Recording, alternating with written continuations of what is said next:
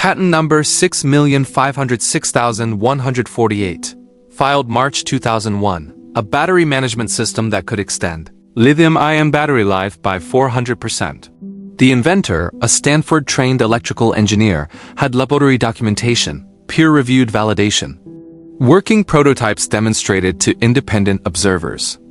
In August 2003, a subsidiary of a major technology corporation purchased the patent. Within 18 months, the inventor was hired into a senior engineering position at the parent company. The technology? Never manufactured, never licensed. The patent sits in a corporate vault, legally owned but functionally buried.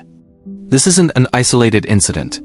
Between 1998 and 2023, over 300 patents for breakthrough energy storage, revolutionary computing architecture, and disruptive telecommunications technology followed nearly identical trajectories.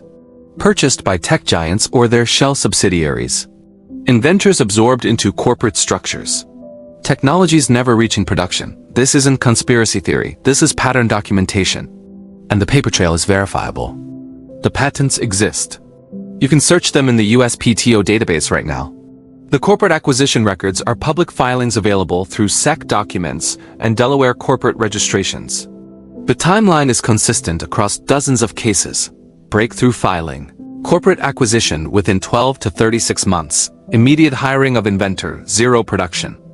Patent 5,901,176. Quantum dot display technology that could have revolutionized screen efficiency in 2002. Purchased by a display manufacturer, never produced.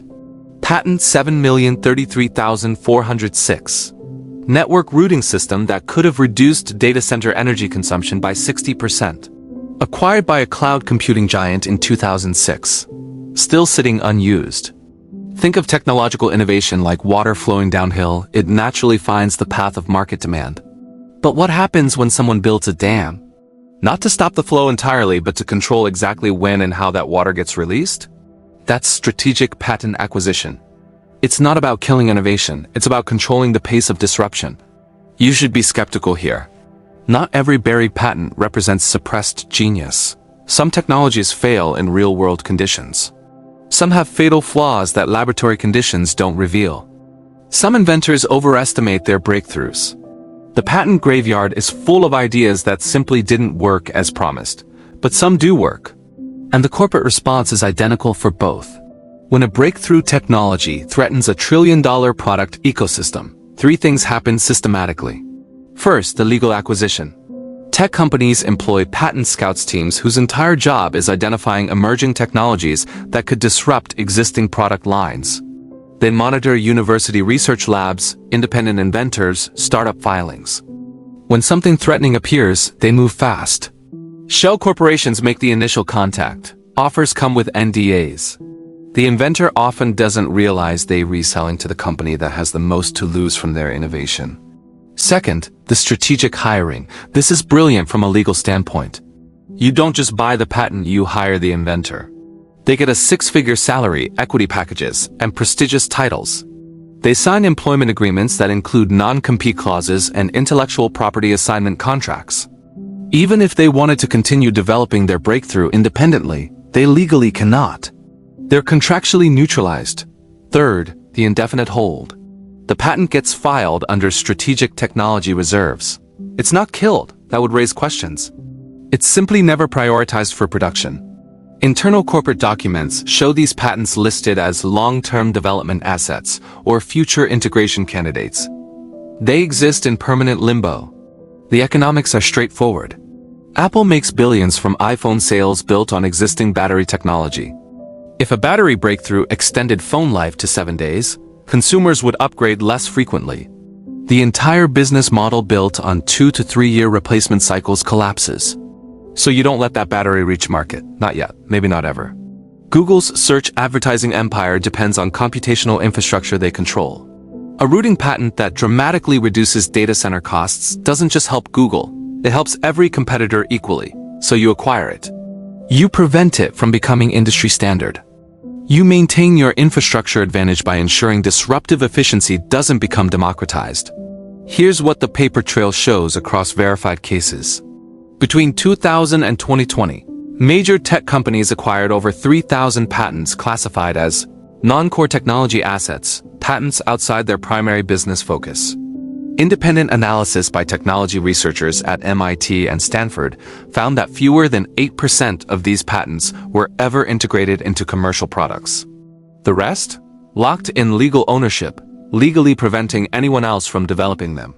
The water fuel cell patents, the advanced solar efficiency designs, the revolutionary cooling systems for processors, the peer-to-peer networking protocols that could have decentralized the internet.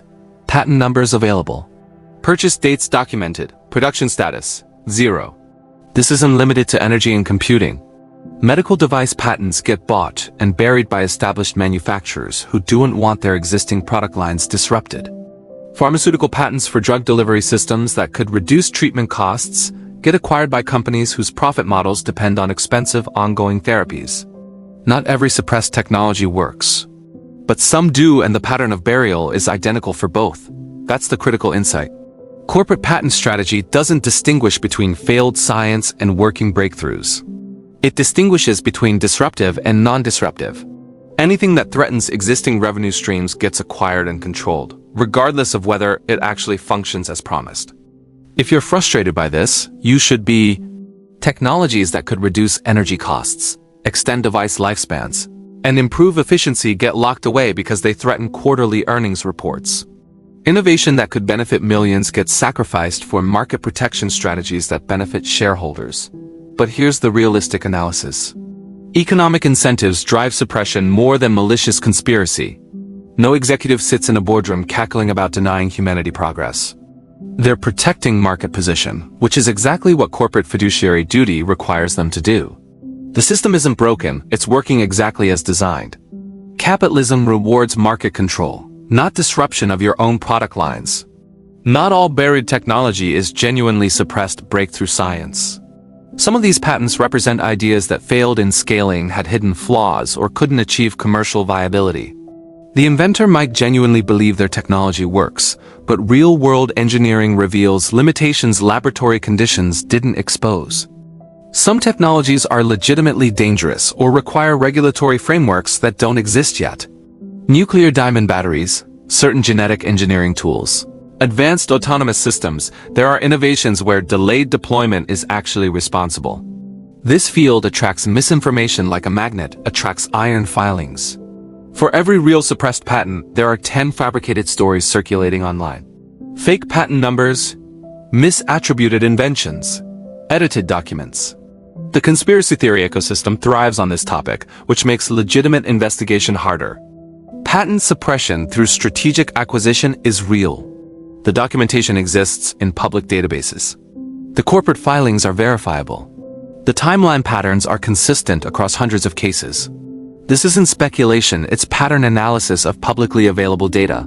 But misinformation designed to discredit real investigation is also real. Bad actors fabricate patent numbers, attribute fake quotes to real inventors, and create elaborate hoaxes that make legitimate researchers look foolish by association. Question everything including this video. Go to the USPTO database, search the patent numbers mentioned. Read the actual corporate SEC filings. Check the inventor career trajectories on LinkedIn and academic databases. Follow the money through Shell Corporation registrations in Delaware and Nevada. Don't take my word for it. Don't take anyone's word for it. The documents are public. The evidence is verifiable. Do the investigation yourself.